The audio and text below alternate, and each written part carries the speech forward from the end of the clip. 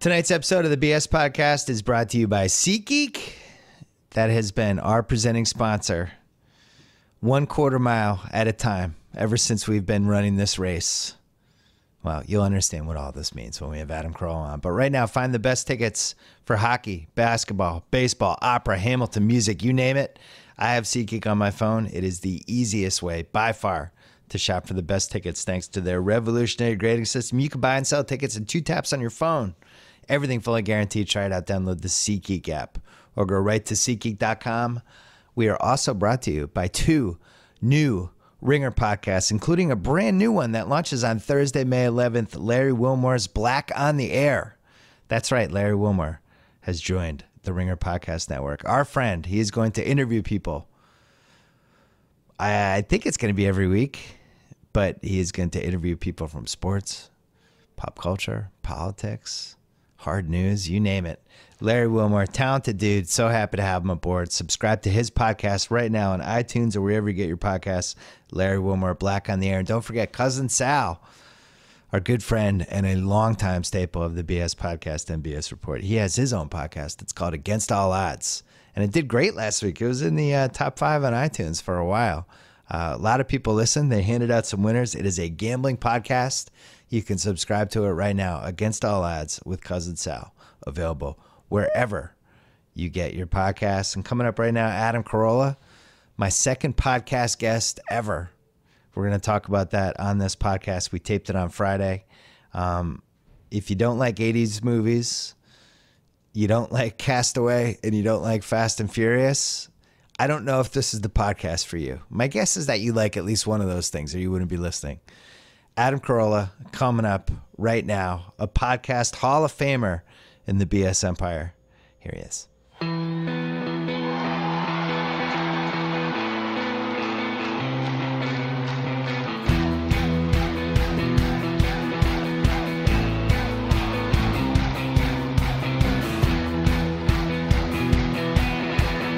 We're taping this on a Friday afternoon, first week of May, which is a shame because we could have talked about the Chavez versus Canelo fight. So if anything crazy happened in that fight, we are not going to talk about it because we're taping it before then. But the heavyweight champion of the world, Adam Carolla, is here. Thank you. It's been a while. Mexican fight fans are the greatest because they love fighting so much. They love it the most. And they have this great bravado, which is, hey, he's a Mexican-style fighter, meaning he's the guy who's losing. And, like if you're a Mexican-style bar fighter, you'd just be in a coma your entire life. Like, oh, he's really taking a beating. He got back up again. And then you'd work the body what else a little. That Philly is the same thing. Yeah, he's a Philly fighter. He's a Philly fighter. He's swinging. He'll trade punches with you. Right. I'd rather be a Floyd Money Mayweather fighter where you just hammer checks but don't get hammered in the head. You have most of your brain cells left. Yeah. Mm-hmm. So, a couple things. We have not done a podcast together on this. I've done yours, but you haven't done mine since I've had the new one. Yeah. You were my second guest ever. That's right. It is May 8th, which I think is I think the day we might even be posting this is the 10-year anniversary of my first podcast. God. And then 5 days later, you came over, and we didn't even have the technology yet to have 2 people on the same machine, and you had to call in and wander around my backyard as we did a podcast, and I could watch you wandering around like a crazy person. Now, 10 years later, here we are. I can remember as if it was yesterday. A long driveway, little my sort first of house. Converted garage in the back, illegally converted. All No permits. conversions Not one permit. Every to time scene. there's a conversion, it's illegal, even if it's a van conversion. Nobody's ever gotten a permit. Anyone who's ever turned a garage into a guest house in Southern California has not had a permit for that. I grew up sleeping in a garage that was converted, and it wasn't even. It was converted. It still had the hinges and springs on the door. They just sort of bolted the door shut, and I slept out there. So yeah, it was perfect. Well, now we should mention your show on Spike. Yeah. You finally figured out a way to do construction, be filmed for it, have Ray, your buddy from way back when, somehow get paid and to be filmed and to have that on television. You figured this out. It took how many years? Almost 50. Well, it's funny because it's like this new era we're living in, which is like Phil Rosenthal has a show called I'll Have What Phil's Having, because Yeah. Phil likes traveling. He likes eating. And in the old world order, if you like traveling and eating, you just do it on your dime. Yeah. That's what you did during your You go to Tuscany during your vacation, but Universal Studios is not paying for it. You know, Right. we now, you know, who the master of this is Doug Benson. He just gets high. He's like, what do I like doing? Well, I like getting high and I like not working. All right, so his first show was called The Benson Interruption, which I've done. I've done all his shows. And it's like, how's that work? We go out to Largo, you come out and sweat your ass off doing a 20-minute comedy set. I sit on a Barca lounger off to the right and make comments about it. High. Right. But that wasn't good enough. His new one then became getting Doug with high, and that's where you come to his place in Culver City and watch him rip bong loads while you do comedy. Yeah. He's going to do a show. His next show is going to be called Watch Doug Benson Take a Nap. Later, maybe he'll masturbate. And we're just going to put the whole thing up on YouTube. It's going to be like, it's diabolical. I watch Doug Benson take a nap and then masturbate would be my least favorite show. But it will be his next show.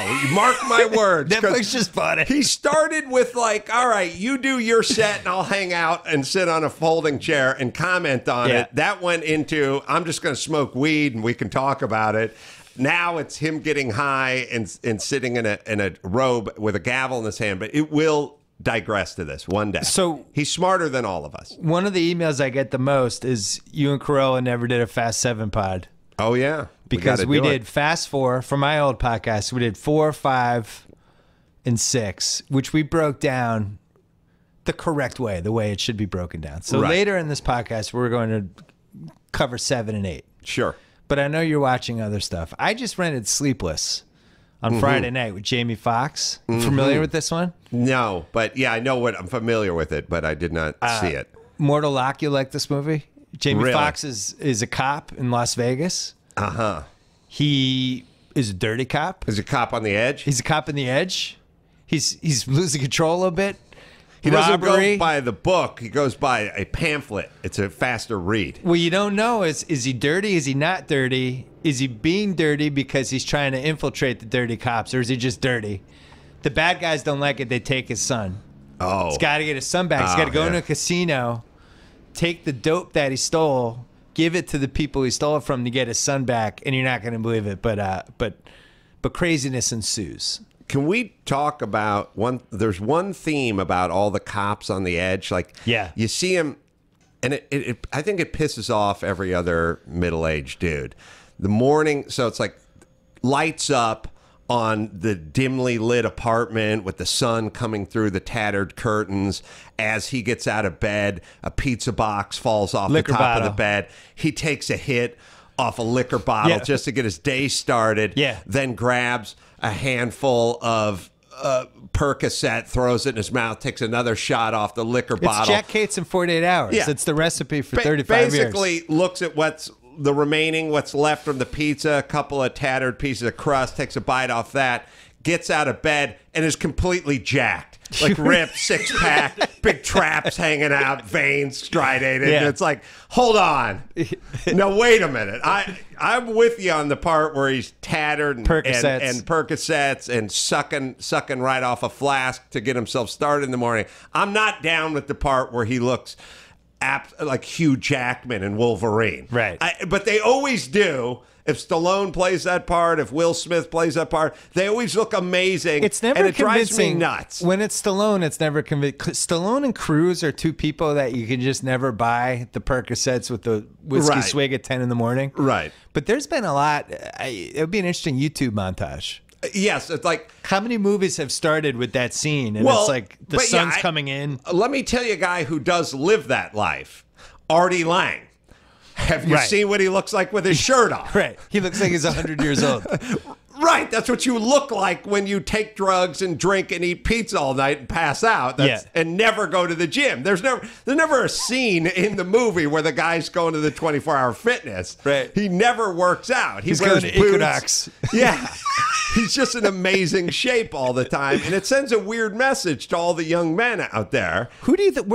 We've been watching all the same terrible movies for 40 years. Who do you think was the first cop that became the recipe for this? Well, I feel like it might have been Jack Cates in 48 Hours. I don't know if anybody was earlier than that. So that was 1982. Yeah. I mean, there's Clint Eastwood, Dirty Harry, but he wasn't. Clint Eastwood was never rolling out of bed having Right. Percocets and getting drunk. Right. Bronson, like the guys we grew up with were always these didn't say that much kind of cops, like Bronson, Right. Eastwood, Steve Right. McQueen. Right. Yeah. They It wasn't until the 80s that maybe it was like Mel Gibson, Lethal Weapon, that popularized it. I don't know. Yeah. Well, Mel Gibson was another phenomenal shape guy for a guy who just had a problem. And again, they're living off of carbs, but they have the 6-pack abs. It's a weird message to send to the youth of America. Well, when Stallone finally said, I want in 86 with Cobra, he's just like, I want in. I need to do a cop movie. I did it the first time where I had the beard. What was that movie with Rutger Hauer? Nighthawks. Nighthawks. I want to redo. I've been watching the shit out of Cobra. Yeah. I'm really on a Cobra roll. There are so many great things about that forgotten classic. First off, there's scary. that great scene, 8 minutes and 12 minutes into Act 1 where we discover why he's called Cobra. The best part of any cop movie. Cobretti, my office now. It's like, oh, yeah. That's great. They always has to have the love interest or the partner has to call him by his sort of pussified real Christian name. Marion. Yeah. That's always good for some awkward comedy in there. There is the car. They always have to have some car that is allegedly beat up, but really it's like a $120,000 car. There's a couple things that are always funny about these guys in their cars. In Act 1, he's driving, by the way, a chopped, slammed, Frenched headlight, completely done 50 Mercury. Right. And that's you would take this to a car show. It's his pride and joy is this 50 Merc he's driving, except for somewhere in the middle Act 2, he's driving next to the bad guys and he's just turning the wheel and mashing into them and sparks are flying out and he's mashing into them again. Like, it's not something you'd even do if you leased a car, much less your pride and joy. But the movie's great. It starts with a maniac who's just taken over a supermarket and the SWAT team is on the roof and they've surrounded the joint and somebody goes, call Cobretti. Yeah. And they do that great 80s movie thing where you see the 50 Merc pull up, you see the door open, that low shot, and the boots just get out of the car. For some reason, seeing the boots, like it wouldn't work with Crocs. No. You know what I mean? Like a guy who's Uggs. wearing cargo shorts with Crocs and no socks. It'd be weird. It just wouldn't look. But maybe he was gardening at that moment and he would be wearing Crocs. But the boots come out of the car and there's Cobretti. And he's like, what's the problem? And they're like, we got a maniac in there. He's got hostages. He's like, all right. And he just walks in the front door, which is weird because they have the SWAT team No fear there. at all. Yeah. There's no plan at all. No bulletproof vest. He never takes his sunglasses off. He's wearing his sunglasses. He's like Jay-Z at a Clipper game. Yeah. Except for he's in a dimly lit Albertsons. And I don't know how you can find this guy. And then they do a lot of great. By the way, the greatest part. Wait, hold on. Sorry, you didn't really dive into the whole part where there's hostages in a grocery store. There's this guy's a maniac. But I never understood that part. Like, why the grocery store? What kind of 80s money is at the movies- Albertsons in South Central? No, but this was evil to be evil, Right. not for profit. This was the extension of like the last couple Death Wish movies. Yeah, just 80s maniacs. He's He's very violent, rapey. Yeah, he's right. A lot of like axes and stuff for no reason. Torturing your victims. Right. That's what this guy was. Yeah. But I don't know why he's taking We'll over never the know. Albertsons. But in comes Cobretti. The best part about any 80s movie that involves a supermarket and a hostage situation is they just use a regular supermarket and they're going up and down the aisle and you get to go, Jesus, Cheez-Its, 89 cents? And that's a huge box. That's a big box of Cheez-Its. 80. How much for Chex Mix? Oh, and you like pause it and go, 69 cents for a big box of Chex Mix. It's like, it's awesome.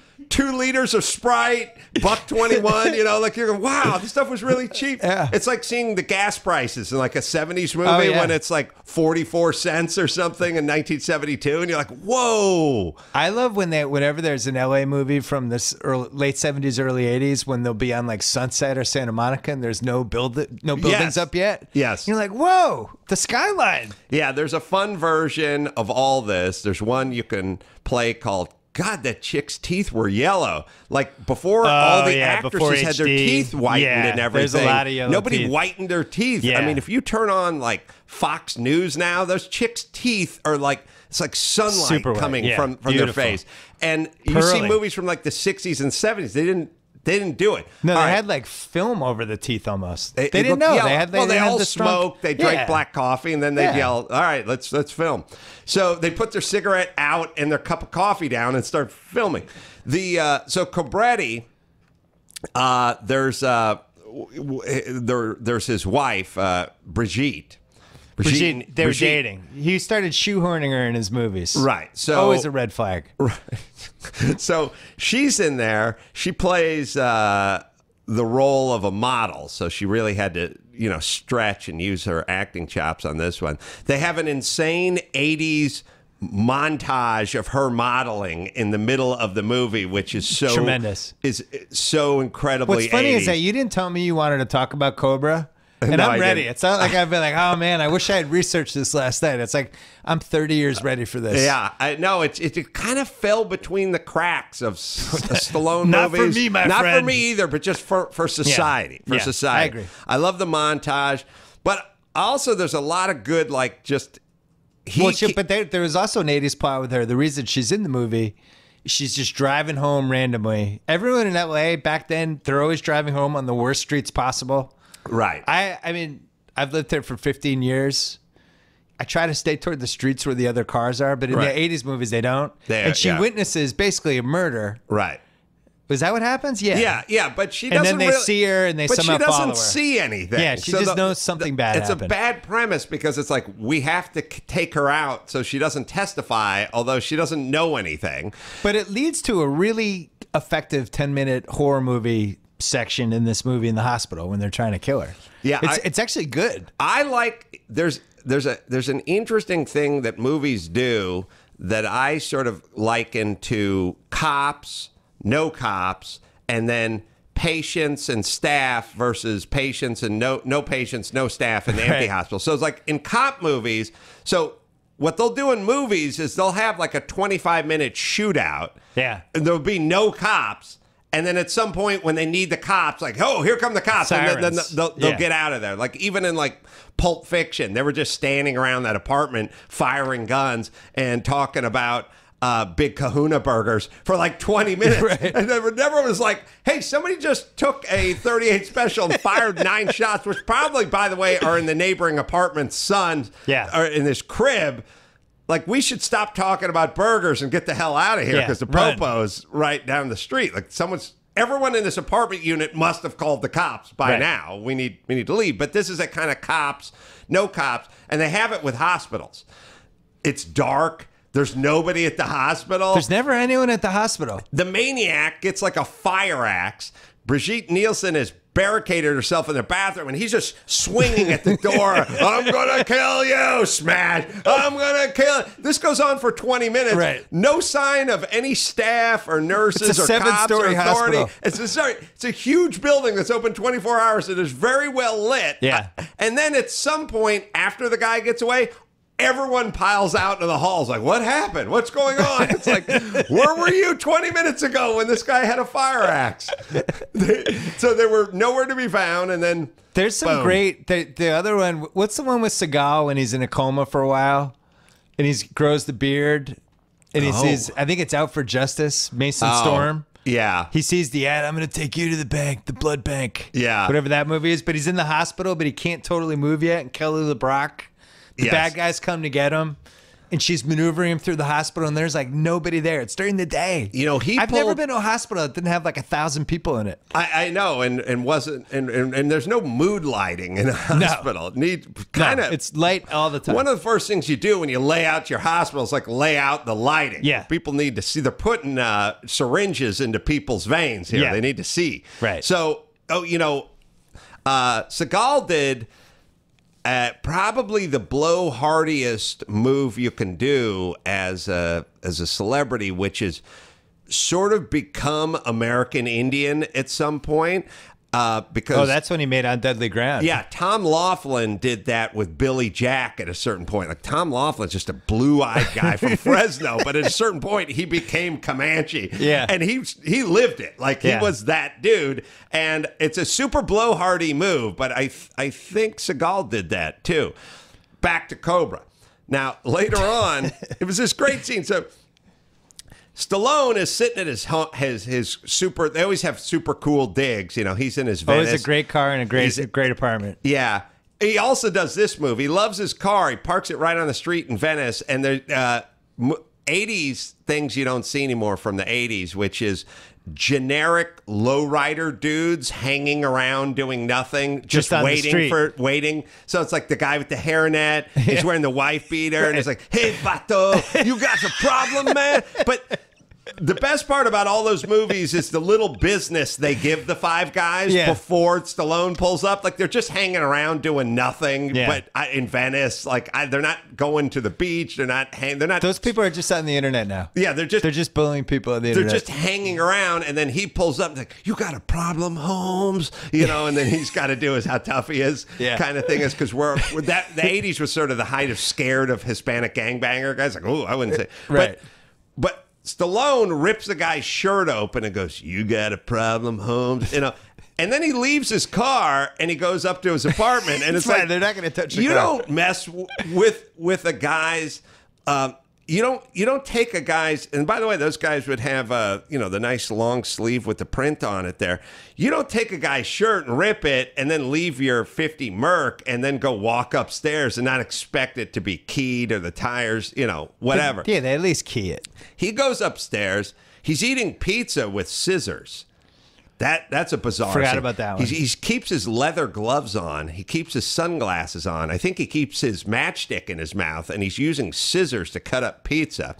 Then later on, a whole bunch of guys show up to his apartment, and he beats them all up, but they're all swinging machetes. Then later on, he has a chase through the streets of Long Beach with like 8 guys in pickup trucks and like standing in the pickup trucks, firing Uzis at him and stuff. Yeah. And then they go to the inside of the commissioner's office where the mayor and the DA and the commissioner, and they're like, "Cobretti, we don't buy your idea of more than one killer. We know it's a lone wolf, and you got no proof to back up your theory." Yeah. And he's like, how about the 26 car chase that just went through downtown LA? Yeah. Hello?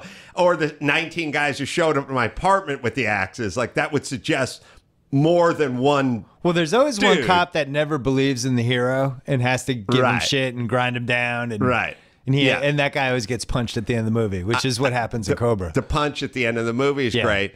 Also, at Did the we end ever of the movie, figure out who were the bad guys in this? What was going on? They it was were- like a cult, it was back. a violent cult, You didn't. It was back like when- Scientology, Yes. but with weapons. You did not have to explain evil in the 80s. It was just these guys are evil, and that's who they are. Because there's that one part when it's like they're protecting Brigitte Nielsen in Right. a remote location, which the bad guys always find the remote location in the 80s. Yeah, they're all there's in that an one empty cop. swimming pool. Yeah, the one female cop Right. who turns out she's on the other side. She belongs to the cult. It's like, what? By the way, I like it when nobody really has a job either. Like, hey, Yeah. this is Doris. Yeah, what do you do? I work at Dispatch. Okay, I'm going up to Mount Pinos for 2 weeks. We're gonna stay in a cabin with these guys. Like, excuse me, you don't even get to Answer carry a phones. gun, sweetheart. Right.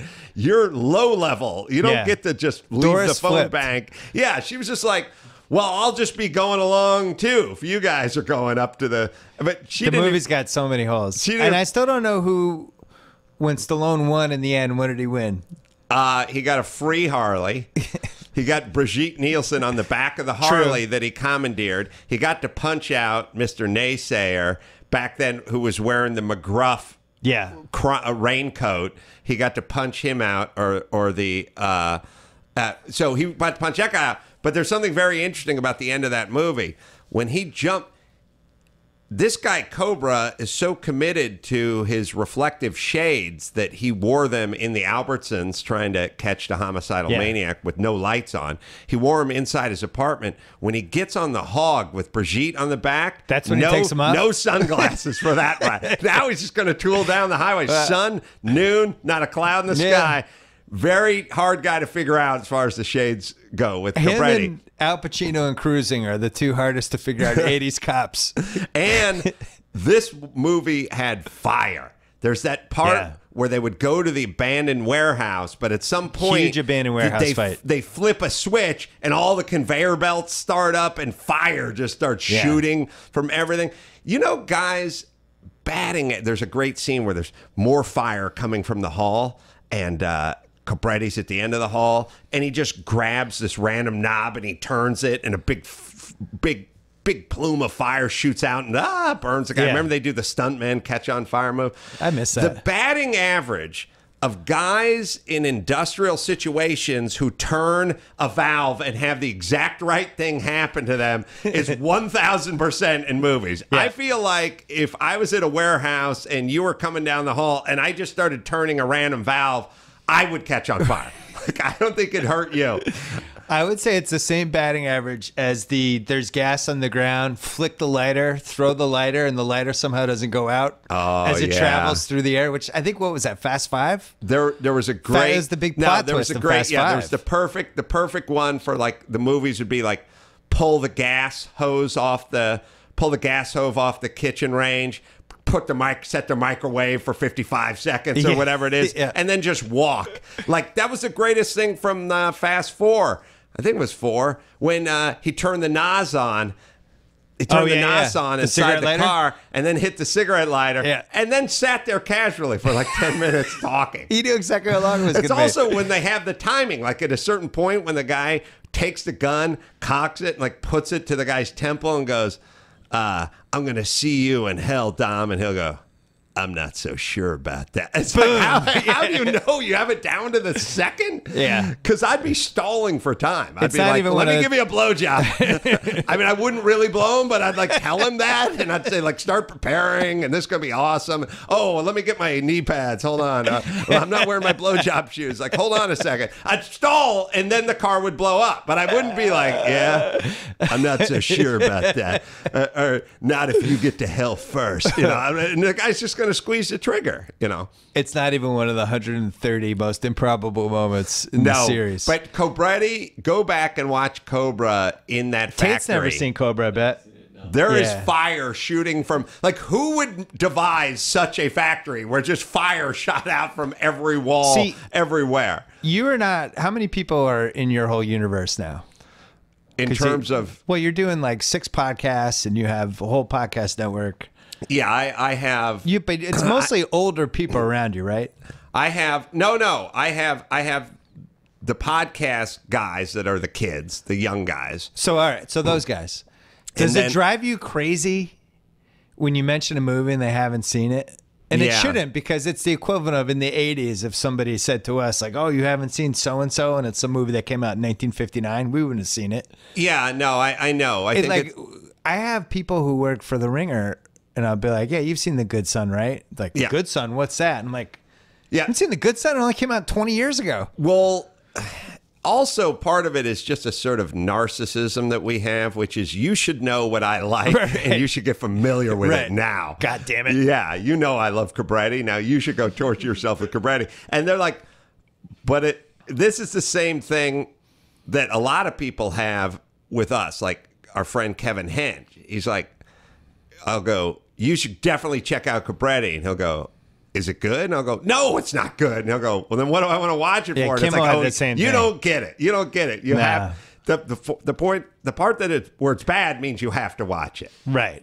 Right. But the problem for us is that in the last 10, 12 years, people became so hip to it's good because it's bad that they try to make the movies bad, but they're trying too hard. Yeah. Which is why we love the Fast Furious franchise so much. Yeah. One quick break to talk about Audible.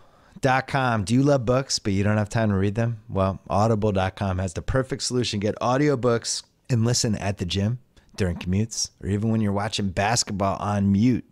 You know who loves Audible? The Simmons family. Oh, yeah. My wife and daughter use it on longer commutes or even when they're just going to and from school. They love it. Audible's free app works on iPhones, iPads, Android, Windows, Kindle Fire, over 500 MP3 players, and you own these books. You're not renting them. There's a great listen guarantee. If you don't like a book, no worries.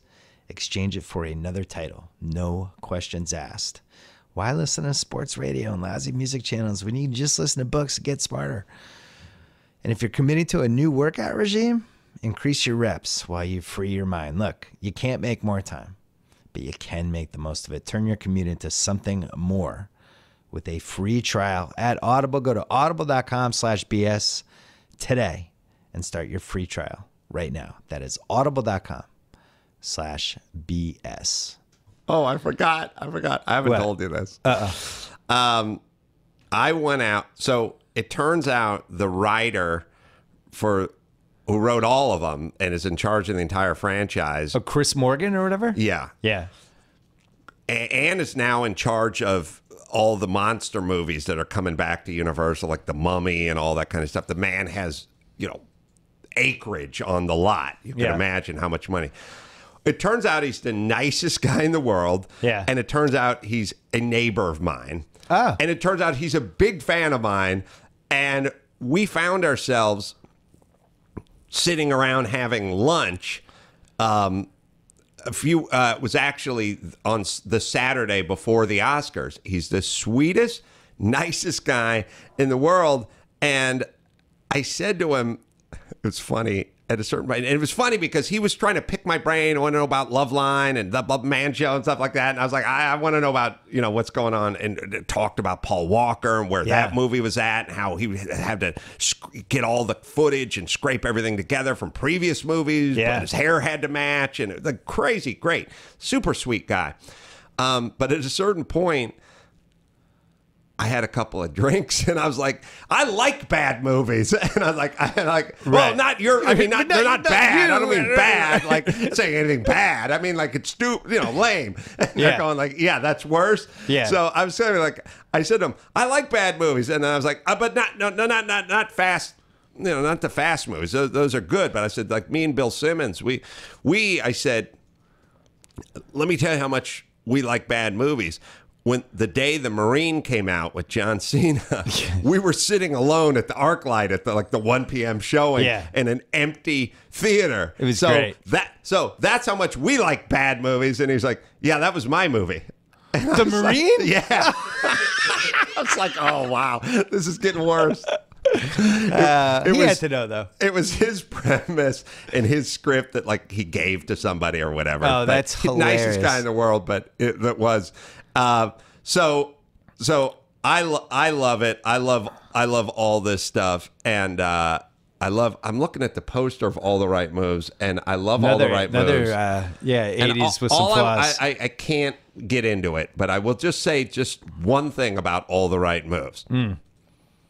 The whole thing is, they build this premise, and it's always kind of weird when they build a premise and it becomes sort of their whole movie, except for it doesn't work, which is they build this premise where he's like this overachieving guy and he has this coach that's, up his butt and unfair and blah, blah, blah. But in practice, when the guy does the 10-yard out and he closes the window, he gets there too soon. And it's interference. And it's interference. So the coach, goes, hey, knock it off. Like, don't do that. You're going to get flagged for that. And he's like, and everyone else like, that was a good play. That was a clean play.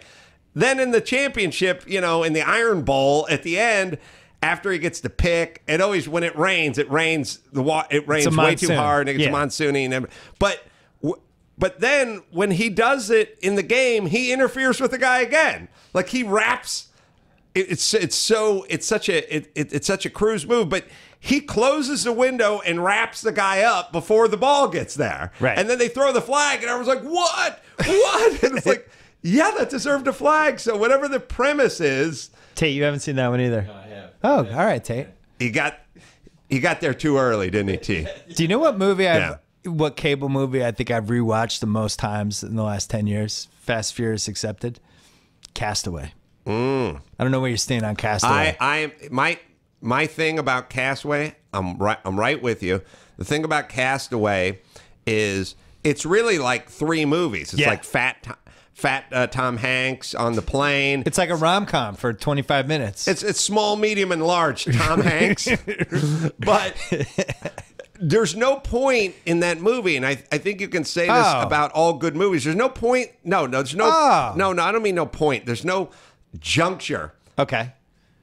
In that movie where if you start it, you can't just keep moving forward. Right. Because I can catch him on the plane. I can catch him on the island. I think it's the most rewatchable movie of this century. The best thing you can say about a movie is you could come in 9 minutes in or 81 minutes in, and you're just in until the end. I can't do the cave dentistry with the Bauer hockey skate. That's the only part where I have to pause and fast forward. I can't. Self-dentistry. So I've watched this movie God knows how many times, and my son watched it with me like a month ago. And it was like we jumped in halfway through and we just watched the last hour. So at the end, when he's driving around in the car, the volleyball is in the passenger seat, which I never noticed. I've seen it 100 times. My son's like, "Look, Dad, the volleyball." Right. So we had a new volleyball in a box. Right. What's going on there? Yeah. I think that's their small sign that Hank's lost his mind. Right. Also, and it's going to really go off the rails because why else would he have a volleyball? What's he going to do? Like, he's going to paint it and bring it around and talk to it? I never even noticed that either. He's in Civilization. I love the scene where he comes back and there's just big king crab legs everywhere for the buffet. Oh, that's great. That's great. That's a brilliant scene. I love that scene. And well, let's talk about it. So, is there any way that he survives the plane crash? Yeah. The plane crashes in the water and it throws him back. Yeah. He's dead. I think everyone's dead right there. Somehow he doesn't die. Then he gets caught underneath, pops out, right, lands in that raft. That raft's in the Pacific. Yeah. There's a monsoon. Right. Somehow never flips. Right. He passes out. Right. And wakes up on the island. Well, my favorite part of any movie, and at least he had a raft. I like movies where there's 30-foot waves, the ship's going, listening to the left, the person falls off, there's thunder, lightning, storm, huge waves, and then they cut to not a cloud in the sky, and the person's laying on the beach, and they're like, ugh. What happened? Yeah, where am I? I don't know. In the history of maritime disaster, do you think there's anyone who went over on like a tuna boat when 30-foot seas and just woke up on the beach? Nah, I mean, he's obviously concussed. I like it when they wake up on the beach. Like, how did you get here? By the way, you're face down. This would never work. But I bought everything in that movie. Here's what I didn't buy. So we find out later that he almost killed himself.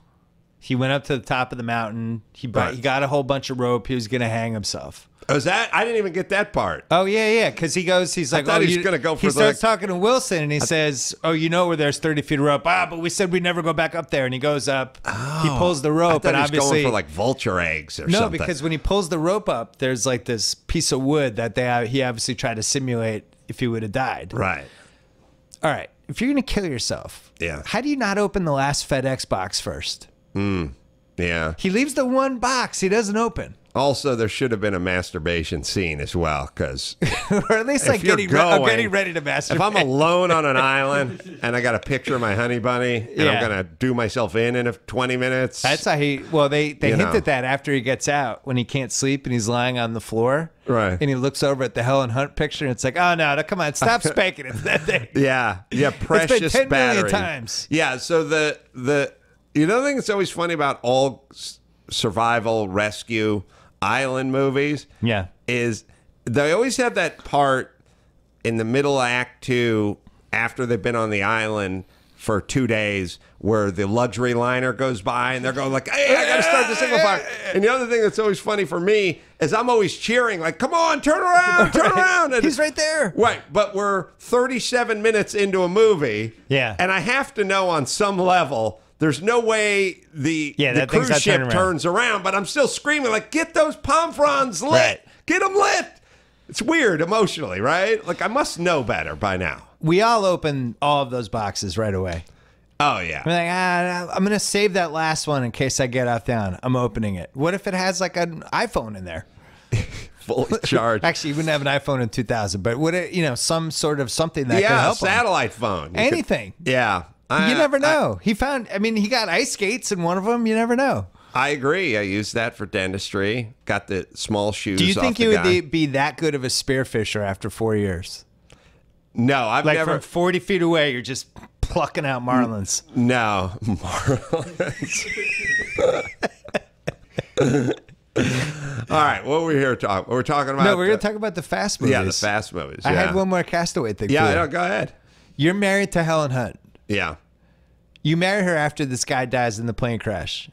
yeah, yeah, The guy comes back. yeah. She's so emotional about it. She can't even see him. Yeah. Your living room has all the maps from the crash, which she has somehow kept, even though they already found this guy. She's obviously obsessed about it enough that she's still trying to figure out Right. where this guy is. Yeah. First night back, 11:30 at night, he's outside your house. You don't wake up. Yeah. Yeah. I had this whole conversation. Yeah. He drives the car out of the garage. Yeah. She comes running after him. Ah, what's his name? Chuck. Chuck! Right. Pouring Right. rain. Yeah. They make out in the driveway. He drives her back. She's soaking wet. You're not up with a gun at this point. It's very complex. It makes me You think he just had too much to drink? Yeah, remember there was that model, there was that like Victoria's Secret model that was with her boyfriend when the tsunami Oh hit my God, that was horrible. island, and Yeah. it took him out to Yeah. like sea, and she ended up being fine, and he was never seen again. That to me is the ideal ex-boyfriend to me, because really the other alternative is, well, she was banging David Spade. Right. And now he keeps like, you go to a cool restaurant, he comes walking in with some 23-year-old blonde, and it's like, should he say something? Should Yeah. I say something? And then later on, you got to work and do something with him. And like, what do I say? This is weird. He texted her. Chuck I Nolan's feel back. bad for the guy, but I don't feel bad for the next boyfriend. You got a supermodel, and your last boyfriend was just taken out to sea. Right. Like literally, that was just God, force majeure, God's will. Now I'm here.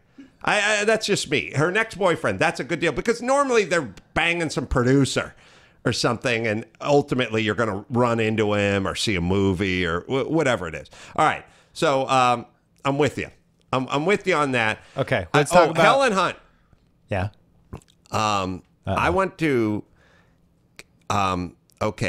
Dan Finnerty of the Dan Band Yeah. is married to Kathy Najimy. Yeah. And the Dan Finnerty was a big fan of mine, and I'm a big fan of the Dan Band. And I think Kathy Najimy said, we're throwing this big Vegas 40th birthday party for Dan. Could you come? He'd be really excited if you were there. And I'm inviting, a handful of friends, and I'm paying for the dinner and whatever. And I was like, oh, okay. And I went there, and I found myself just sitting next to Helen Hunt at this 10-person table in the middle of the Bellagio or something. Did you ask her why she didn't go back with Chuck Nolan? That would have been my first question. I was just sitting there going what do I say to Helen Hunt? Oh man, I love that Twister movie or whatever. I really did like Twister. I kind of like that movie. Yeah, it's a good one. I don't feel like it got its due. Yeah, And then it's solid. She went to me and she said, hey, I loved your movie. And I said, you love my movie? And she's like, yeah, I saw The Hammer. And I said, Ah. how did you see The Hammer? And she went, I went to the theater. And I was like, what? And she's like, yeah, I was just playing at the theater for 2 days, and we just went there and saw it. We really enjoyed it. And I was like, wow, I love Helen Hunt, but I have no idea that The best way to corral his heart is to praise anything he's done immediately. She went to the movie theater and That's saw great. my stupid movie based on nothing. So that was awesome. I told you my daughter, we watched The Hammer. My wife was away. My daughter and I were hanging out, and The Hammer was on. I was like, that's Adam's movie. She's like, Adam made a movie? Sonny and Natalia's dad was in a movie? She was stunned. Watched the whole kids thing. don't even know I made a movie. That's awesome. Yeah, we watched. It's solid. It held up. And then I was like, that lady's married to Hench, my friend Hench that I own Right. the baseball team with. She's Right. like, oh, cool. Yeah. And then you started kissing Hench's wife. Yeah. A lot of confusion. A lot of confusion. Yeah. All right. I also shared the confusion. Well, Let's take a quick break. All right, quick break. Yeah, let's talk about propercloth.com. Every guy knows that it's hard to find a dress shirt that fits. Maybe the collar is too tight. Maybe the sleeves are too long. Maybe the shirt's too loose. Guess what? I have some good news. Ordering a custom fit shirt has never been easier thanks to Proper Cloth. Create a custom shirt size in seconds. Just answer 10 easy questions. No measuring required. Over 500 fabric styles to choose from. Everything from classic business to casual shirts. All high quality starting at $85. They have hundreds of 5-star reviews on Google and Yelp. It is the highest rated custom shirt maker on Google. Go to their easy to use website, make a custom profile, even order from your phone. And again, the keywords, custom fit. They guarantee a perfect fit. Remakes are free. The Proper Cloth team makes it super easy to do. Stop wearing shirts that don't fit. Don't look like Vin Diesel. Wear shirts that fit. Vin Diesel's shirts are too tight. Look your best. Go to propercloth.com/BS. Enter gift code BS, and you get to save $20 on your first shirt. Oh, yeah. Again, propercloth.com/BS. Gift code BS. And since we're here, what's worse than having lousy sheets? Tate, do you have lousy sheets? Yeah. Tate's nodding sadly. I remember being in college and even a couple years after college trying to prolong the same set of sheets for weeks because I did not feel like doing laundry. I still have nightmares about it. There's nothing worse than sleeping on crappy sheets. Well, guess what? Great sleep starts with the right sheets. They're more affordable than you think. With Ball and Branch, they make the most comfortable sheets you'll ever sleep on. Fall asleep faster, sleep deeper, wake up ready to kick some ass. Each sheet is crafted from 100% organic cotton. Feels incredible, looks amazing, and since Ball and Branch sells exclusively online, no expensive retail markup, half the price, twice the quality. Anyone who loves on Ball and Branch sheets loves them, except Tate, who doesn't sleep on them, because they're gonna have to send you some. All right, they'll look out for Tate. That's why they have thousands of 5-star reviews raised in the New York Times and Forbes. Even 3 U.S. presidents have Ball and Branch sheets. Go to ballandbranch.com today. You will get $50 off your first set of sheets, plus free shipping when you use the promo code BS. Try them for 30 nights. If you're not impressed, return them for a full refund.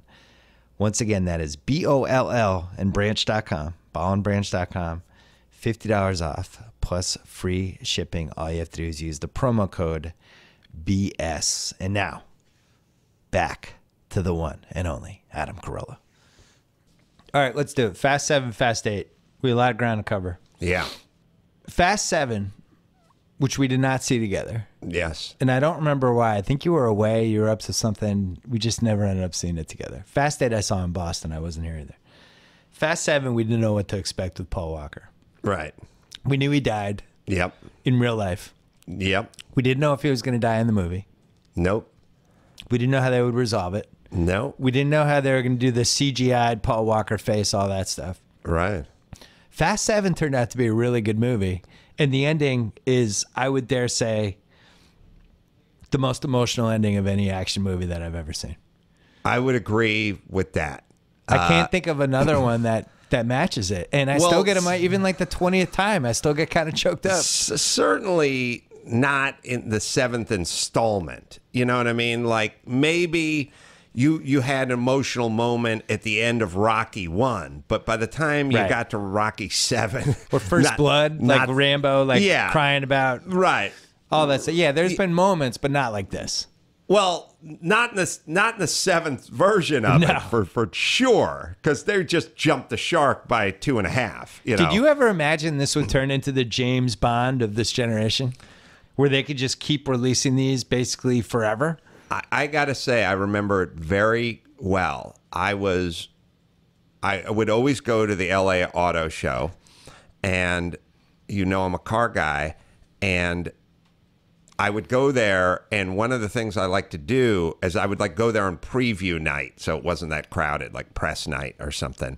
And while everyone else would be looking at the Ferraris and the Lamborghinis up in the top, like in the A pavilion, I'd go down into the basement and walk around where the guys sold like spinner rims, and the ShamWow guy was there hawking a chamois for your car that could dry Denali and not leave a streak. And I love all those weirdos down there. Yeah. And I came upon a bunch of like slammed to the ground pink Miatas with stupid stripes and stuff on it, like 3 or 4 cars. And they were just, you know, when you see those cars in person, they look pretty junky, you know, and because they do really fast paint jobs on them and slap stuff on them and stuff doesn't even work. And it was like, the new movie, Fast and Furious, coming out in August, you know, or whatever it is. And these are 3 cars from the movie. And I remember just stopped and I just looked at the stupid pink Miata and the stupid Honda Civic, you know, and I was like,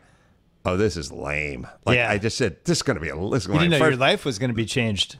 Oh, not only my life, my family. I mean, they're miserable, but it's still a change. It's you know, all there's a about negative family, change. It's family anyway. But I was looking at these 3 like crappy, like literally like a Honda Civic, you know, front wheel drive with a 1.6 liter, nothing in it, with a bunch of light, you know, with neon lights underneath it. Like all real car guys, we hate all that stuff because it's just a bunch of window dressing and weight and junk and everything else. And I was like, and the name, you know, Fast and Furious, it just sounded stupid. And I was like, this is going to be super lame. And then- that was all I remember. I remember seeing it and being angry how unabashedly they ripped off Point Break. Yeah. And it was just Point Break with cars, and it made me mad, but I enjoyed the whole movie. Yes. And then I drove home 130 miles an hour, and I'm like, I didn't love that movie, but yet I'm still thinking about it. And then, but by the third one, by Tokyo Drift, Yeah. I assumed it was over. I mean, I don't even think I saw Tokyo Drift in the theater, and then I heard Vin Diesel had the little cameo at the end. Yeah. And I had Neil Moritz, the producer who produced all of them, and he said he convinced Diesel to do that little cameo at the end, but they didn't know if like the third one was going to be straight to video. I mean, the guy who's in the third one is not a great actor. Lucas Black, the Texas guy. I disagree. Oh, yeah, you're right. But then it goes to 4, which we saw in the theater, and it's like the band's back together, and it was just magic. Yeah. 5's the best. I still feel like 5, the Brazil one, Yeah, and that's just the that best. ending and the safe. It's like that's peak Fast Furious.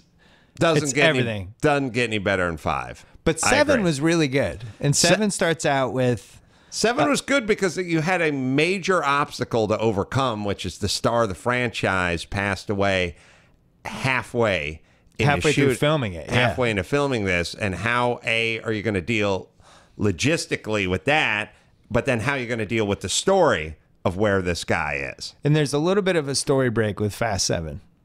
Yes. That with Fast 7/Fast 8, which there's gonna be a spoiler alert, but I don't care. Anyone who's listening to this has probably seen the Fast movie at this point. I can't. If you haven't, come on. I don't want you. I So don't care. at the end of Fast 3, or Yes. not in the end, in the middle of Fast 3, Han dies, Right. comes back. So it's almost like we're ahead of time in Tokyo Drift. There's like a whole time lapse thing. Yeah. And then when 4, 5, 6 happens, that's kind of earlier than Fast 3. Yeah. But at the end of Fast 6, Han dies, and it's Jason Statham. Now you sound like Lynette from this morning. She never. Oh no! Wait a minute. She has no idea what I'm talking about. So yeah, Jason Statham yeah. Statham was the guy who kills Han, basically. Yeah. Right in the middle of whatever Tokyo's Times Square is. In Fast 7, he's the bad guy. He almost kills The Rock. Yeah. He tries to kill everybody. Speaking He of blows the- up people. Speaking of like the deserted hospital, Oh, from the deserted Cobra, police office. Yeah, I the love the police station. It's just It's just The Rock. He's the last one there. It's 8 o'clock at night. Yeah, he was just putting cocoa butter on his arms. Everyone else had cleared out of the Yeah. building, and he was just chillaxing back in his office. Yeah. So, Fast 8, it's like we need Jason Statham. We're gonna Right. let basically the two bad guys from 6 and 7. We now have to team up with them. Mm-hmm. But Statham killed Han. Yeah. He tried to kill The Rock. He basically tried to kill everyone in the movie, and they're like, "Let's let bygones be bygones." Right. too big of a stretch for me. He I definitely 100% killed Han, who they all loved. And Not Vin as- Diesel's like, it's all about family. It's like, this guy killed most of your family. They invited him to the barbecue at the end of Fast 8. I know. Hey, Jason Statham, can you get me a hot dog? It's like you're trying to kill everyone in the building. Yeah, you got to have a short memory in that game. Really short. Well, he lives his life a quarter mile at a time, Bill. That's true. That's a pretty His short brain goes memory. a quarter mile at a time, I think. The part that's less believable for me is when they're constantly having their chicken ram fights where The straight on collision in Fast 7 is ludicrous. I literally interviewed a guy for my Take a Knee podcast who invented the railing that goes around NASCAR. He investigated Dale Earnhardt's death, why he died. He invented this kind of barrier that had this cush barrier, so if you hit it, it wasn't cement, it gave, and blah blah blah. And he basically says, like, if two cars are going at each other at 35 miles an hour, that's 70 miles an hour combined, just double it, and you die. Yeah, and that's how it works. And so in Fast 7, it's like 70 versus 70. Oh man, they're going like 110 and 110 at it. I mean, their combined speed is like 240 miles an hour, and they're like peeling out, and they're going right at each other, and they both just hit each other with this. You take a look at what killed Dale Earnhardt. It didn't look like anything compared to this. I don't think Vin was wearing a seatbelt. Vin did a move where he turned his neck, like he cracked his neck. It's like, first off, his head wouldn't be attached to him. Yeah. But then it gets better. He walks out. He looks at the Aston Martin Vanquish or DB9 or whatever he's driving, Statham's driving, and he goes, reinforced front clip. It's like, well, so what Statham did is he bought a bone stock Aston Martin Vanquish, and then completely reinforced the front end on the off chance that he'd be ramming somebody at some point. But that'd be tens of thousands of dollars sunk into a car and tons of weight, and then he accuses him of not fighting fair. He's like, that's like putting he says like, that's like using weighted gloves or putting a horseshoe in your gloves in the boxing match. And then he has to explain to them this isn't Marquis of Queensberry. But the point is that there's a lot of discussion about reinforcing the front of that car.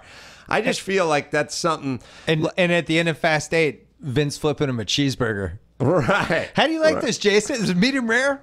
I like it when they're in 7, they were both equally, the whole thing about the Fast series I've realized is they can both the antagonists and the protagonists are equally angry at each other. Like if you'd watch a Tyson fight from the 90s, Tyson was pissed, but the guy who was fighting was kind of scared. Normally, it's usually how it worked. They weren't equally like as pissed at each other, and you see it like UFC and sporting events and stuff like that. Like one guy's really pissed, the other guy you can tell is a little bit scared. It was like Amanda Nunez against Rousey. Right. Nunez was madder and really wanted to Rousey play. looked a little bit scared. Yeah. Right. The thing about like Statham and Vin Diesel or The Rock and Statham or Vin, they're equally outraged at each other all the time, and they're like both going to kill each other to the point where they're both just in a car. And they're high-performance cars, and they're just going to throw it low, peel out, and ram each other with the same velocity. All right, so when this happens a lot in the Fast movies, the two cars next to each other and they're ramming into each other. Yeah. If you do that, like when I watch NASCAR, and these are the best drivers on the earth, and a lot of the accidents happen because somebody like gently nudges the back of somebody's car and sends them in this tailspin. Yes. And yet in the Fast movies, they're going 90, 100 miles an hour, ramming into each other and keeping the car straight. Is that conceivable? I can tell you that as a 5-time participant in the Toyota Celebrity Grand Prix, you can ram a lot of cars, and everyone does, and have. Some races have been cleaner than others. Some have been just all-out carnage. But if you go around the hairpin at the very beginning of the Shoreline Drive, and they even do it with Indy cars and regular cars race there, and you go around it and somebody just bumps you in the back, you'll spin around. If you're turning in any way, and you got to be turning, and they got to bump you. But if you're straight ahead, if you're straight ahead, you can pretty much rub paint. You'll be fine. Just like in NASCAR, it's just it's when they tap them right as they're going into the turn, and they spin them. All right, so Fast 7, that's a movie that has a bunch of planes landing on a mountain with parachutes. Yeah. Perfectly Oh, yeah, the cars on the land on mountain. there. But Yeah. also has the cars jumping through the two buildings in Dubai or Qatar or wherever that is. Yeah. The Yeah. double Vin Diesel, the brakes are gone. Right. Goes through the second one. Which one was more improbable for you? Well, I'd say the building to building one, I always feel like the passenger is a little too calm. You know what I mean? God rest his soul. Paul Walker, like when Vin's like, we're going to the next building. Paul's like, let's do it. You know, it's not like, what? Like, you got to think, you got to put yourself in Paul's position. Yeah. You're sitting in a car. You got a guy who lives controlling it. He lives his life a quarter mile at a time. That's on the ground. You know what I mean? Now he's in the He air. doesn't do nautical miles in the air. He does quarter miles Do you on the think ground. the car would sink immediately? You mean when it flew? He's flying through from one building to the other. Wouldn't it just gravity immediately it falls? It's like a If you got enough inertia, I'll buy that you can travel, like jump on a motorcycle or jump on a snowmobile or like X Games thing. Like you can cover a lot of ground. because the bus and speed was always the most improbable, and the bus and speed actually went up. Well, the bus and speed is a little improbable because the takeoff and the landing ramp were at the same elevation. Yeah. So, and no angle, just Right. the same elevation. And somehow So, it went up. Somehow it went up. Yeah. So you think that was more improbable than parachuting from a plane, the car dropping, them going, wait now, and the parachute goes up and they just land it right on the road. The most improbable part of the whole let's jump out of the C-17 in our modified Dodge Challenger was the direction they were facing. It's like they all loaded the cars in forward And go back and then but try I to think flip they it should upside have down. they should have backed all the cars in so Yeah. when the tailgate dropped on the C-130 they could just drive out Right. forward, not go out backwards. I don't know why that always bothered me. If I'm ever going out of a C-130, I like that and a that's what bothered Challenger. you. And the other thing that bothered me too is he had his modified Dodge Charger. I think he had a Dodge Charger. Vin Diesel always drives the Hemi Charger. And he's a Mopar guy. And he had the thing all lifted up with the all-terrain tires. He had 2 spare tires on there. Not sure what he would have done with the spare tires. Hey, you never know. I just don't feel like there would have been time on the side of the road to get the scissor jack out and pull the lug, Right. the lug wrench out. I feel like the game's over by the time you change that tire. It's just extra weight. All right, here's my next question. My next fast kind of big picture question.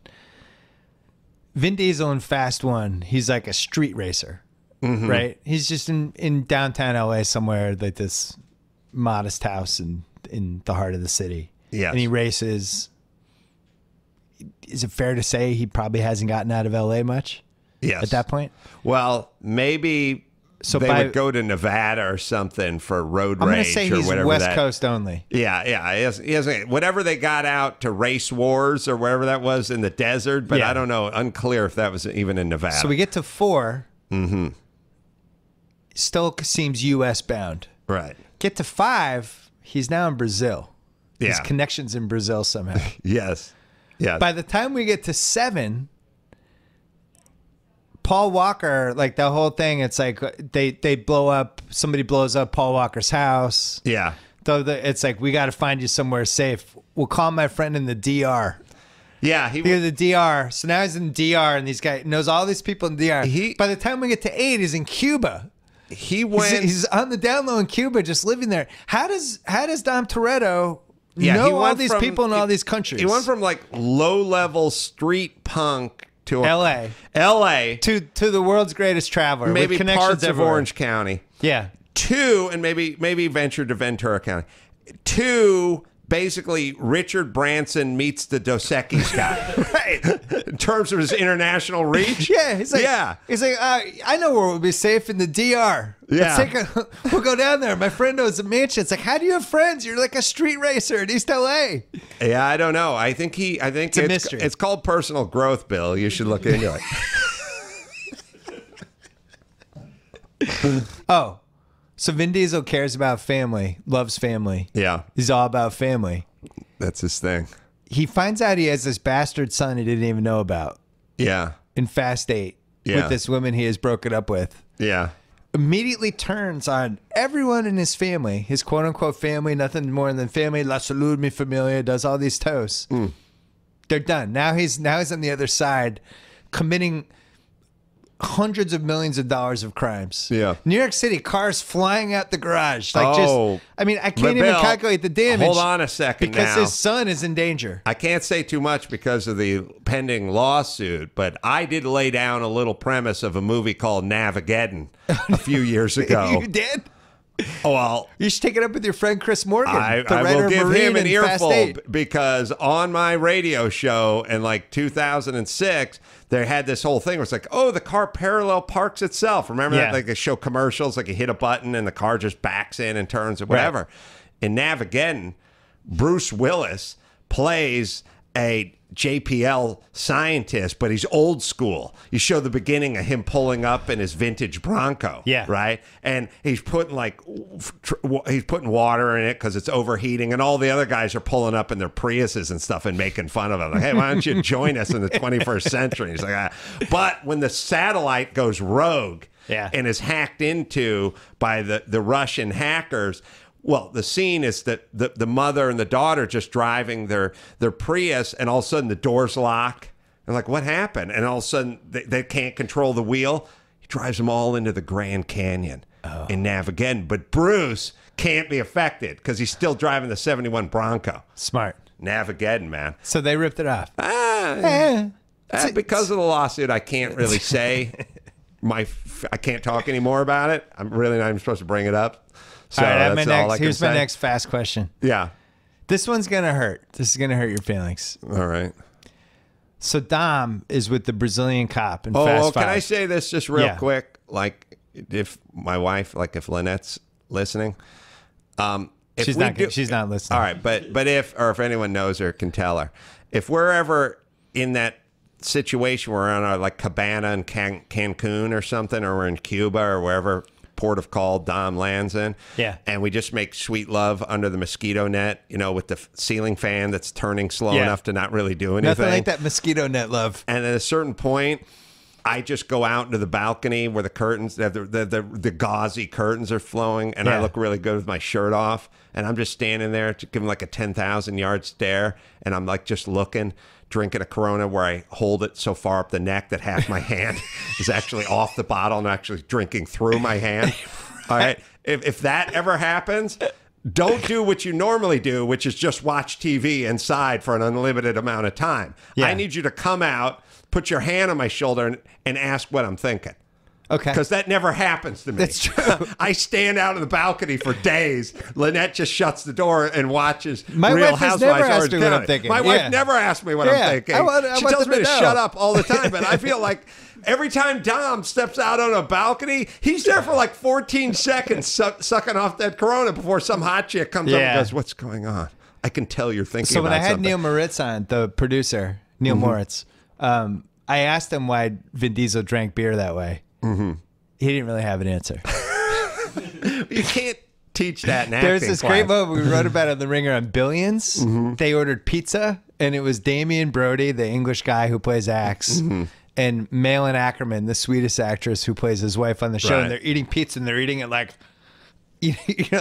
they'd never held a piece of pizza before. Yeah, it's my non-smoker who has to smoke in a movie. Doesn't hold a cigarette, right? And Vin has obviously only had Coronas when he's filmed these movies. It's the only time he's ever drank a beer, and now he's such a big star. Nobody has the balls to go up and say, "Vin, like, maybe hold it lower. Just hold it like 2 inches lower, and don't tilt it the whole way." You know what he needs? He needs a koozie. I feel like this could be Koozie would solved help with a him. koozie. Yeah. Like we'd go, hey, all the cool kids are like, how there's that old picture of The Rock and he's wearing the fanny pack? Yeah. This will be your fanny pack. It's the Vin koozie.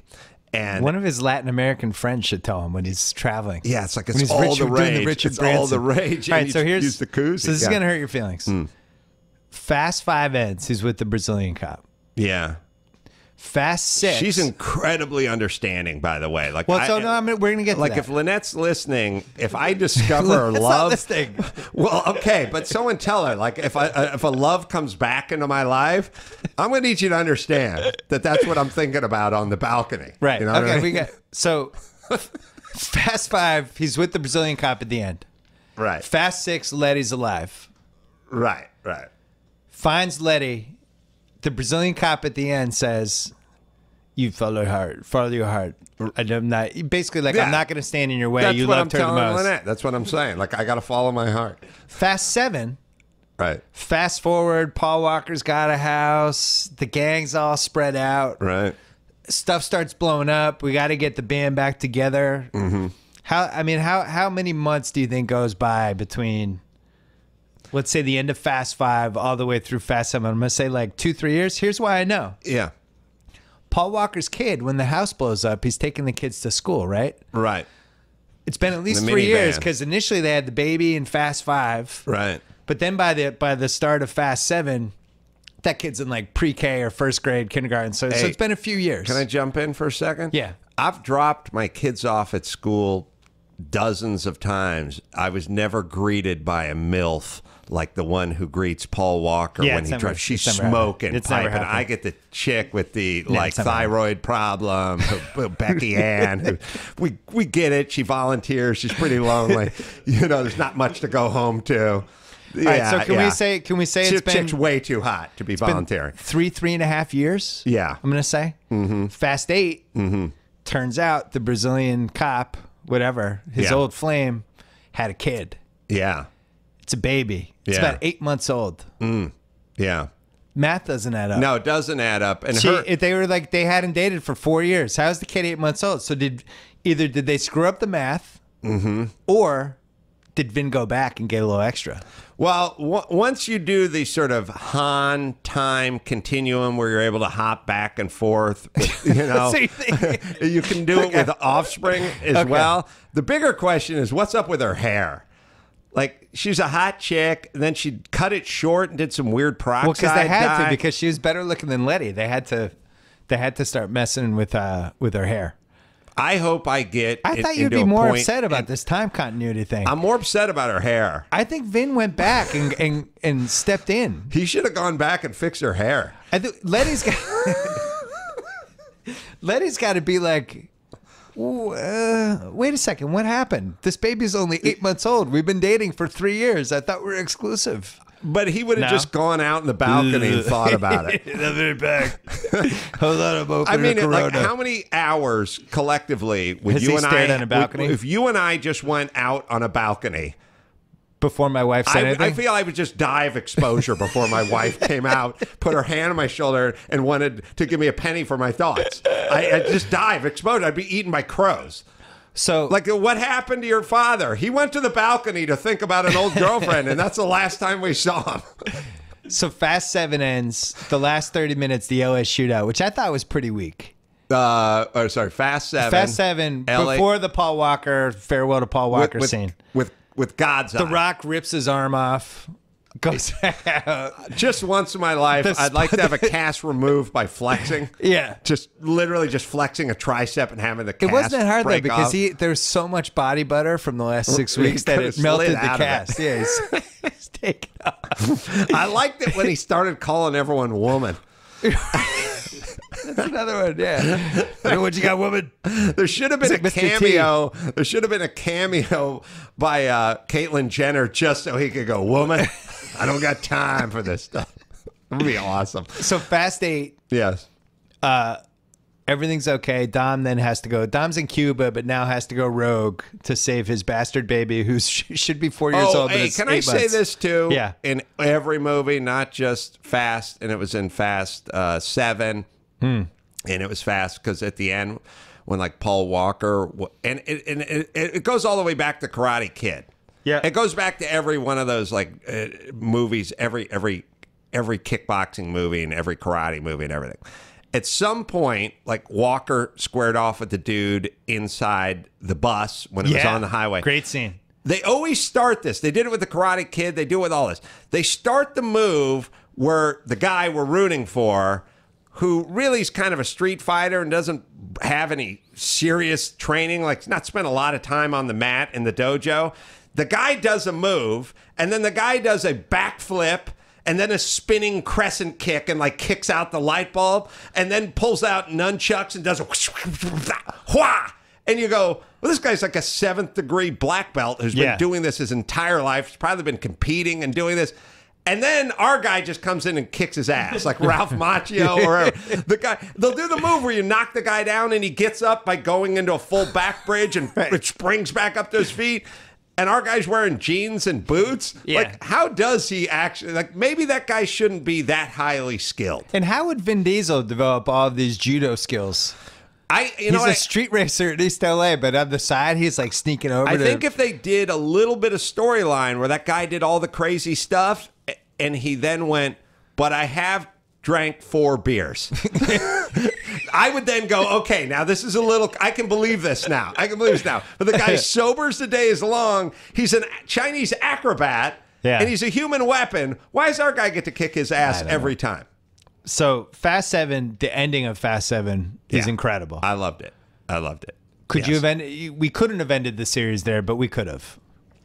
We could have, and I don't think any of us could ever complain about just 7 movies or any of that. Just walking off in the sunset, literally. Yeah. We go back to Fast 8. Mm-hmm. Dom's now bad.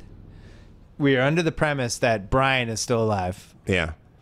Dom's gone off the rails. He's causing hundreds and millions of dollars of damage. Right.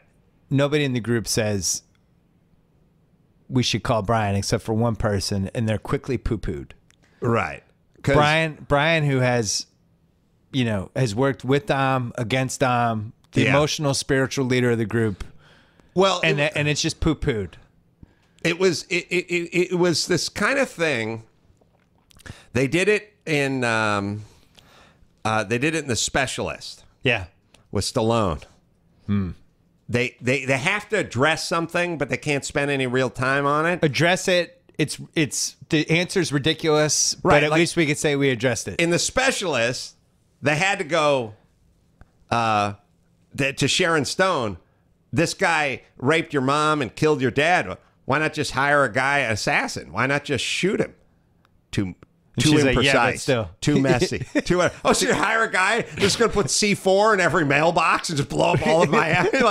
So somebody said, why not just get a guy to shoot him? And she's like, too many innocent people could get hurt. I'm going to hire a guy who's going to blow up the cabana the guy's living in. So they had to address it, but the answer wasn't very good. Okay. That's what it was. Were you happy with Fast 8? I thought it was the weakest one since I thought it was the weakest of the last 5. I still enjoyed the hell out of it, but I realized for me it's become like McDonald's, like a Big Mac. Like a Big Mac isn't even a good hamburger, it's just a Big Mac. And like when you're in the mood for a Big Mac, it's awesome. Yeah. But it's not like you go, oh, this is a fantastic hamburger. You just go, it's a Big Mac. I think Fast 5 was a $27 gourmet hamburger. Yeah, I agree. But the thing is, you can't go wrong with the whole franchise with me because it just is what it is now. It's like become what it is. Yeah. So I wish they really should have consulted. They should consult with us when they make these. Well, here's what we were missing, because you had it. You nailed it with the Cuba, the balcony. They did that. We never had the scene. I need Vin talking about family, or like that scene we loved from, I think it was Fast 5, where just inexplicably Vin and Paul Walker are hanging out, and he's like, tell me about your father. Yeah. And Vin's like, my father used to, and he goes this whole ridiculous monologue about his dad. Right. My dad used to go out there and it didn't have those moments. I didn't feel like it was like a formula movie. Yeah. I was missing a couple of the human elements. Well, there is this thing where maybe it becomes so big it like can't support its own weight. Like it needs so much. It needs to be done on. They literally have to go to ice. They do nuclear bomb on ice, and ice riding and ice driving and missiles. I like the part where the Soviet sub from the 80s was catching up to the Lamborghini. Like I just don't feel like you can go through ice that quick. Yeah, you probably go about 2 knots an hour or something like that. But it's like that sub's catching us. Hit it. Were you happy with Charlize Theron? Yeah. Theron? I like, let's see, what was her name? Cypher. I like Cypher, not since Angelina Jolie in Gone in 60 Seconds Oh, yeah. being called Sway. Yeah. Has there been a hot chick with a cooler name? Yeah. She was Sway. Cypher. Yeah. I didn't like that she just cruelly shot the cop in the head, Dom's baby mama. Yeah. Just gunned her down. Just Yeah. shot her. Yeah. Took her.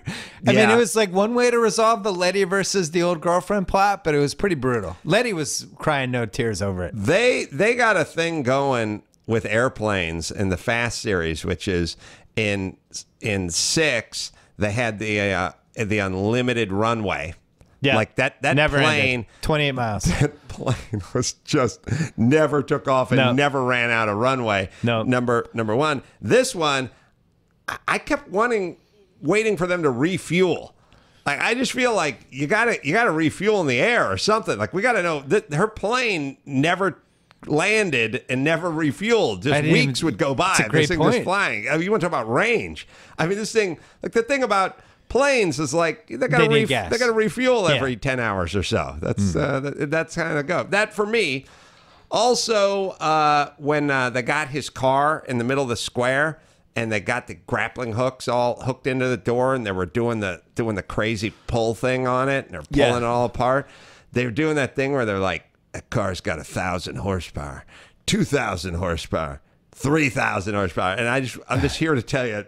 No, There's it no doesn't. 3,000 No, it doesn't. horsepower car. No. There's no 2,000. It's really no. The answer. But I brought. You know what? For the first time, I brought Lynette and I brought the kids, and we went to a movie theater. I brought my 2 kids. They and I loved was it. like, I was waiting for that balcony scene because I want to say to Lynette, hey, huh? How about a Yeah. little something when I head out to the porch? Right. But it never came. Yeah. But they loved it. my kids loved it too. And I was like, well, good for you because they had not seen any of the other movies prior to this one, which is It's too bad good. they're never on. It's it's a standalone. At least it works. Can I that pitch way. you Fast 9? Yeah. And then we'll wrap it up. Fast 9. I'm playing off the success of Dom from becoming just this guy in East LA who's a street racer to now this Richard Branson of street racing. Mm-hmm. And also the fact that whatever he does seems to have no repercussions and he never has to serve any time in jail and none Right. of that stuff. It's like, you caused $1.2 billion worth of damage. Yeah, but I had to get my son back. Oh, okay, cool. That's fine. So Right. there's no repercussions.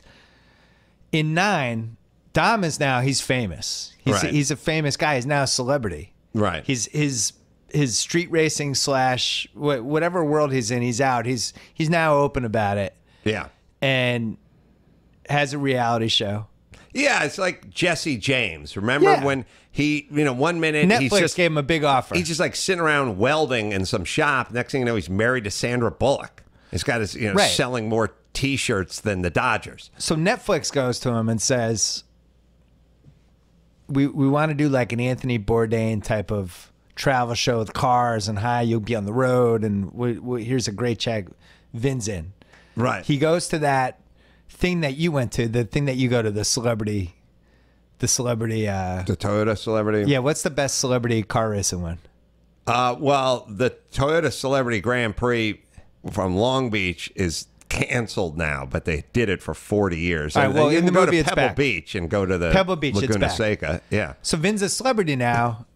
One of his celebrity friends, I don't know who the cameo is. Maybe it's Adam Carolla, since you know the guy. Let's And go you're Doug like, Benson. Doug Benson. Doug Benson's high. He's like, Vin, you should do this, take down the celebrity things. I don't race celebrities. It's too easy. It's like, Right. I just do it, just banging out. So he goes, and what he doesn't know is that terrorists are going to take over the celebrity thing. And now Right. it's Vin and a bunch of B-list celebrities, and they're stuck there. The team has to come. Fast Right. 9. Yeah, I'm in. You're in. Well, you'd literally be in because I think you'd be in the movie. I have you dying at the 1 hour and 15 minute mark. What's that? You in the Yeah. movie. Yeah, I make a cameo. Yeah. Yeah, I love What it. would be your dream scenario for Fast 9? Because I it feels like Statham's now part of the gang. well, I guess you have to take Charlize Theron and okay. All right, I just thought of this. Okay, good. I figured you'd come up Because with it. we have a time, I never given it any thought at all because I just wait and want to be surprised. But because we have our sort of time continuum thing, and babies being born out of wedlock and dates not lining up, we have Charlize Theron returns, but she returns as her character from Road Warrior. Okay. She's missing Mad an Max. arm. Yeah. Mad Max. Yeah. Her head is shaved. We don't really explain it. She's just that. Now, who knows when that movie took place? We don't know if that was the present, the future, the past, or whatever it is. But she shows up not only Different on the hairdo. side of good, but as the character from that movie. Okay. I would watch. Would you the shit combine out of John that. Wick and Fast and Furious? Yes. Keanu shows up. I think I enjoyed John Wick 2 more than Fast and Furious. Wow. Yeah. I did. I thought John Wick 2 is one of the best 5 action movies I've ever seen in my life. I only saw the first one. I didn't see the second one. Oh, my God. I got to see it. I didn't Oh, want my to God. devastate I you. want to Sorry. watch that one with you. All right, so Wick shows up and she shows up from Mad That Max. sounds great. Yeah. Did you see the Anthony Joshua heavyweight match? Yes. I think we're done with the Klitschko's finally. I think we I might think our be. long national nightmare is over. But ironically, Vladimir finally had a good fight.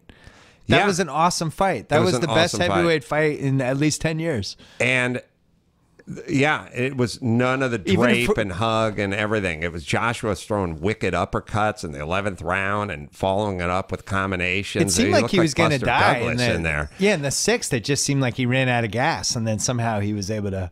Sal and I bet on him. You took Joshua? We took Joshua with Canelo. We parlayed them. Oh, Yeah. yeah, that's good. Yeah. Oh, we got to figure out Canelo. Yeah, I thought it was a great fight. I mean, he's literally super heavy. I mean, the thing is These aren't Klitschko- even heavyweights anymore. Klitschko's running into guys that are bigger than him for It's the first impossible. time Yeah. ever, and he's never run into guys that were bigger than him. It's like this guy's 6'9", 300. Yeah. It's ridiculous. No, and and he has skills. Normally, guys that are 6'6" don't have skills. Joshua has skills. It was the most even match we've had since Rock versus Vin Diesel in Fast 5, which is to this day the most evenly matched fight we've ever had in a movie. I love it. I don't even know who won. Adam Carolla, any of the 6 podcasts you want to plug? You can just go to adamcarolla.com. We do podcasts all the time over there. I'm coming and, on. Which one am I coming on? Take a Knee, which I'm we've on had Take a Knee. everyone from Norman Lear to guys that invented guardrails and things like that. It's our inspirational podcast, so you check that one out. Okay. All right. And your show's on Spike? 11 o'clock, Spike, Adam Carolla and Friends build stuff live, and it's a fun show. Check it out. And you can see I got a Newman documentary. I got Winning the Racing Life of Paul Newman. I also have a movie on the called 24-Hour War, which is Ford versus Ferrari at Le Mans, the 60s epic battle. So if you're into that, check it out. Okay. Adam Carolla, thank you. Thank you. Thanks again to Adam Carolla. Don't forget to subscribe to our new podcast, Larry Wilmore, Black on the Air. You can subscribe to that right now before it launches on Thursday, May 11th. And don't forget to subscribe to Against All Odds with Cousin Sal. No relation to the 1984 terrible movie with Phil Collins. Oh, no, he did the theme for it. Jeff Bridges, James Woods, Rachel Ward. No relation to that at all. But you can get some gambling tips. Welcome aboard, Larry Wilmore. Glad you're here, Cousin Sal. And we'll be back later in the week on the BS podcast. There's like a slim outside chance I might show up on the Ringer NBA show on Thursday if the Celtics, if something crazy happens in that game. If not, we'll be back on Friday morning on the BS podcast. As always, thanks for listening. Wanna see them run away so